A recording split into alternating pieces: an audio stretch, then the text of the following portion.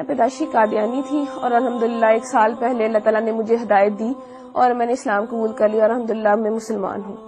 ہمارے خاندان میں جو قادیانیت ہے وہ میرے دادا جو ہیں ان کی وجہ سے آئی. میرے دادا وہ لوگ 2 بھائی تھے, فتح محمد اور حسین محمد. وہ ہندوستان کے ضلع امرتسر کے رہنے والے تھے. وہاں سے وہ لوگ ہجرت کر کے پاکستان آئے اور پاکستان آنے کے بعد انہوں نے فیصل آباد کا جو علاقہ ہے چھوٹا لاٹھیاں والا, یہاں پہ رہائش اختیار کر لی اور یہاں پہ انہوں نے قادیانیت قبول کی اور اس کے بعد قادیانیت کی جو تبلیغ تھی اس کو کرنا شروع کر دیا. تو میرے والد کی جو شادی ہے وہ 61 چک بیدیاں والا میں ہوئی اور جو میری والدہ تھی وہ بھی پیدائشی قادیانی تھی اور وہ بھی اپنے اس گاؤں میں یعنی کہ 61 چک میں وہ بھی قادیانیت کی جو تبلیغ تھی وہ کیا کرتی تھی. شادی کے بعد بھی انہوں نے ایسا ہی کیا کہ قادیانیت کی تبلیغ کرنا شروع کر دی اور ایسی پرورش جو ہے انہوں نے میری بہنوں کی. تو جیسی پرورش انہوں نے میری بہنوں کی کہ قادیانیت کی تبلیغ کو عام کرنا اور قادیانیت کے لیے مختلف علاقوں کے دورے کرنا, ویسی انہوں نے تربیت جو تھی وہ میری بھی کی. تو میرے والد صاحب جو ہیں ان کے پاس جو قادیانیوں کی جماعت کا جو ایک چندہ لینے کا عہدہ ہوتا ہے, چندہ تحریک جدید, اس کا جو چندہ تھا وہ لیتے ہوتے تھے, اس کے سیکٹری تھے. یعنی تحریک جدید کا چندہ اکٹھا کرنے کے سیکٹری تھے. اور میرے جو تایا ابو تھے وہ جو وقف جدید جو تھے چندہ اس کو اکٹھا کرتے تھے, یعنی کہ سیکٹری وقف جدید تھے. اور میرے تایا ابو کا بیٹا جو وہ ہے سیکٹری ضیافت, یعنی کہ اس کا کام یہ ہے کہ مختلف علاقہ جات سے جتنے بھی مربیان آتے, مہمان آتے, ان کی رہائش کا بندوبست کرنا, ان کے کھانے کا بندوبست کرنا, یہ سارا کام جو تھا یہ ہمارے گھرانے میں ہوا کرتا تھا. اور اس کے علاوہ جو میری بہن تھی وہ بھی سیکٹری مال تھی. ایک میری بہن سیکٹری ناصرات بھی رہی, ایک میری بہن سیکٹری تعلیم بھی رہی اور ایک وقت میں میرے پاس بھی سیکٹری تعلیم تربیت کا عہدہ تھا. اس کے بعد پڑھائی کی وجہ سے وہ میں نے عہدہ چھوڑ دیا اور میں نے ان کے اسکول میں پڑھانا شروع کر دیا. اور میں نے ان کے اسکول میں تقریباً 2 سال جو ہے ملازمت کی. فیصل آباد میں ان کی بہترین ڈبیٹر تھی. فیصل آباد کی طرف سے سلیکٹولی یعنی کہ پورے فیصل آباد کو ریپرزینٹ کرنے کے لیے میں ایک دفعہ چناب نگر گئی تقریری مقابلے میں. وہاں وہ جو مقابلہ تھا اس میں میری دوسری پوزیشن آئی. اور اس مقابلے کے بعد ان کے یہاں ایسا ہوتا ہے کہ مقابلے کے بعد جو ہے سوال و جواب کا پروگرام رکھا جاتا ہے. اس سوال و جواب کے پروگرام میں نے ان کا جو خلیفہ ہے, موجودہ خلیفہ مرزا مسرور, اس کی بہن جو تھی اس سے میں نے سوال کیا کہ مرزا قادیانی جو ہے اس نے اپنی کتاب میں لکھا ہے کہ میں نے خواب میں دیکھا کہ قرآن کریم میں قادیان کا نام استعمال ہوا ہے, یعنی قرآن کریم میں قادیان کا لفظ آیا ہے. تو میرا آپ سے یہ سوال ہے کہ مجھے دکھایا جائے کہ قرآن کریم میں کہاں قادیان کا لفظ استعمال ہوا ہے. تو یہ میرا جو سوال تھا وہ پرچی پہ لکھ کے میں نے اس کو بھیجا. تو جب اس سوال کی باری آئی تو اس نے جب سوال کھولا تو اس کے پاس سوال کا جواب نہ تھا اور وہ پوچھنے لگے کہ کس نے یہ سوال جو ہے کیا ہے. اس کے بعد ایک اور لڑکی نے سوال کیا تو مرزا مسرور کی بہن کے پاس اس کا بھی جواب کوئی نہ تھا. تو ان کی ہٹ درمی دیکھ لیں کہ بجائے یہ ماننے کے کہ اس لڑکی کو یا مجھے یہ کہہ دیتی کہ میرے پاس اس سوال کا جواب نہیں ہے, میں بعد میں آپ کو کنسلٹ کر کے پڑھ کے ریڈ کر کے میں آپ کو اس کا جواب دے دوں گی, کہنے لگی, آگے سے لڑنا شروع ہو گئی. ایک ان کی قادیانیوں کی اتنی بہت بڑی مبلغہ بن کے آگے سے لڑنا شروع ہو گئی کہ اگر تمہیں زیادہ پتا ہے تو تم میری کرسی پہ آ جاؤ, تم آ کے لوگوں کو سمجھانا شروع کر دو, ایسے ہے ویسے ہے. تو اس وقت ساتھ میری جو بڑی بہن, میں نے ان کو بتایا, میں نے کہا دیکھ لیں یہ جو سوال ہے کہ قادیان کا لفظ قرآن کریم میں کہاں استعمال ہوا ہے یہ میں نے لکھ کے بھیجا ہے, ان کے پاس اس سوال کا جواب نہیں ہے. تو میری بہن حیران ہو گئی اور مجھ سے پوچھنے لگی کیا واقعی میں ایسا ہے. میں نے اس کو بتایا جی بالکل ایسا ہے. اس کے بعد میں نے اس کو اور بھی سوال پوچھے, اپنی بہن سے پوچھے. میں نے کہا جب میں یونیورسٹی میں پڑھتی ہوں تو لڑکیاں مجھ سے سوال کرتی ہیں, ان میں سے کچھ سوال میں نے ان کو بتایا. میں نے ان کو کہا میرا غلام احمد قادیانی اس نے اپنی کتاب میں لکھا ہے ہم مکہ میں مریں گے یا مدینہ میں, اور حالانکہ مرزا صاحب کی جو وفات ہے وہ تو لاہور میں ہوئی تھی اور ان کو دفنایا قادیان میں گیا. تو میری بہن کہنے لگی کیا واقعی لکھا ہوا ہے. میں نے کہا ہاں لکھا ہوا.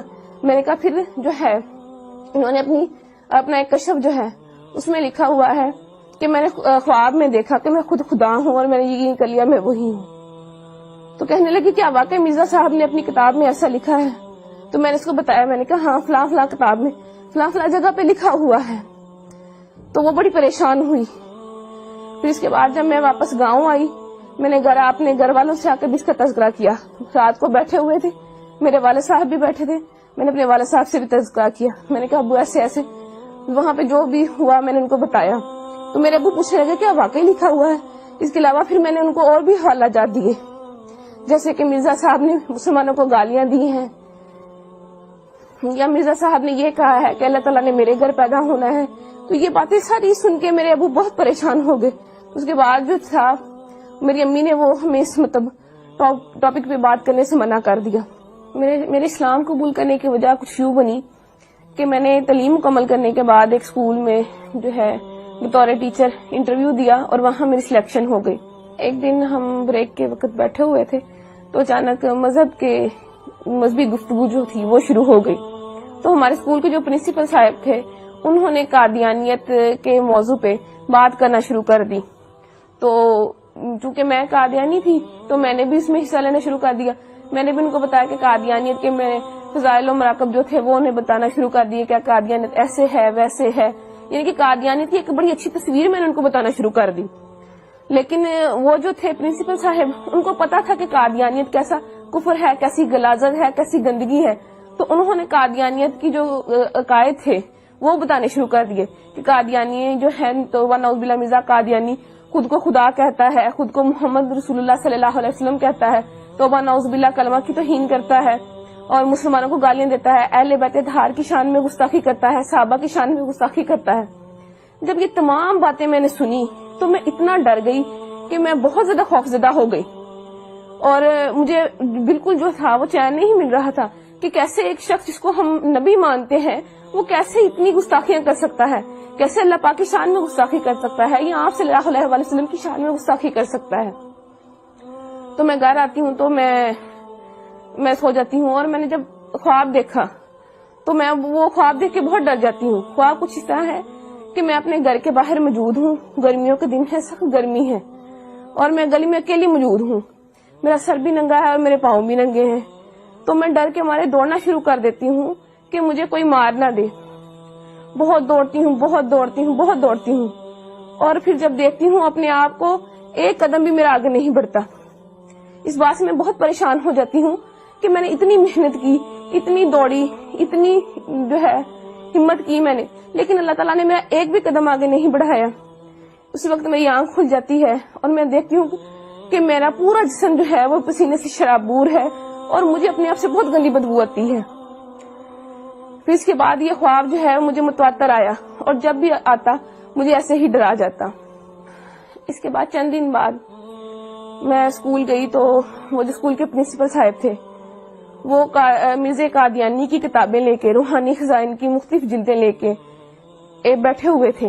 انہوں نے مجھے بلایا اور مجھے کہنے لگے کہ جو جتنی باتیں میں نے تمہیں، یعنی کہ جتنے قادیانیوں کے عقائد میں نے تمہیں بتائے ہیں، اگر میں تمہیں ان کتابوں سے دکھا دوں تو کیا تم یقین کر لو گی؟ میں نے انہیں کہا جی میں ضرور یقین کروں گی. تو انہوں نے جو ہے کتابیں کھولی اور جتنی باتیں وہ مجھے جو میں نے آپ سے پہلے بیان کی انہوں نے مجھے مرزا قادیانی کی کتابوں میں سے دکھائیں اور وہ کتابیں مرزا قادیانی کی لکھی ہوئی تھی. روا کی جو ہے ضیاء الاسلام پریس وہاں سے شائع ہوئی تھی. اس کے بعد جو ہے میری ملاقات، جو میرے دماغ میں شکوک و شبہات تھے یا سوالات تھے تو ان کو دور کرنے کے لیے میری جو ملاقات تھی وہ ایک سابق قادیانی جو کہ اب مسلمان ہو چکے ہیں اور ختم نبوت کے بہت بڑے مبلغ ہیں، عرفان محمود برق صاحب، ان سے میری ملاقات ہوئی.